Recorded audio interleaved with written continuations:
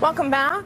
What happens when you unsubscribe from an emailing list? Do the companies delete your profile with personal information, or do you just not get emails anymore? Well, according to experts, your privacy could be at risk. Joining us to break this all down is data privacy advisor Justin Daniels.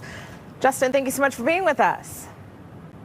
Thank you very much. Happy early holiday weekend. Yes, here we are. The holiday weekend is among us. So let's talk about it. What exactly takes place when you unsubscribe from an email list? Well, depending on the company, they should have a privacy policy that when you unsubscribe, it tells you what they do with your data. And if you live in California, you can actually unsubscribe to the point where they should be deleting your data. As we talk today, there are now 10 states in the United States that have passed privacy laws. And speaking of those privacy laws, what can folks do to keep their private data safe? Well, there's a variety of things that you can do. Number one, in your earlier segment, you talked about how to give the electronic tip. Another part of that is well, do you want to give your email to get a receipt? Because when you give an email, you're usually inviting them to market to you. Another thing you might want to think about is do you want to have multiple email accounts so that ones that you want to use for retailers is one that maybe you only look at for just those retailers?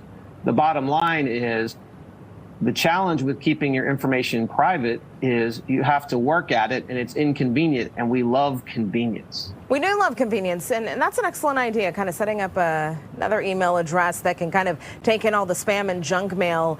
So you click unsubscribe, but then they keep emailing you. What are your rights? What can you do?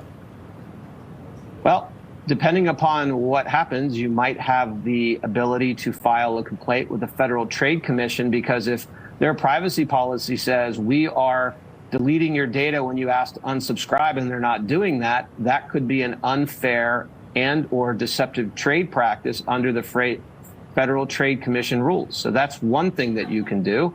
Another thing that I've seen people do is they go and talk about it on social media, and that can have a reputational impact on companies who do that, because the reality is in our economy these days, how companies treat your data is by extension how they treat you as a customer. And more people these days are like, I've had it. If they don't know how to treat my data properly, I'll just go do business somewhere else.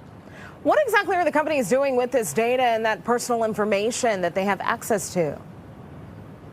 Well, a lot of companies, what do they want to do when they get your email and your personal information? One, they want to market to you, but two, they might want to sell it and make a profit off it. Have you ever subscribed to a particular magazine and then start getting advertisements from other magazines or similar stuff that you don't ever remember asking for? It might be because your data was sold, because your data has now become valuable to companies because they use it to build a profile of you and market to you in a very targeted manner. How do we erase our information from the internet? Is that even possible?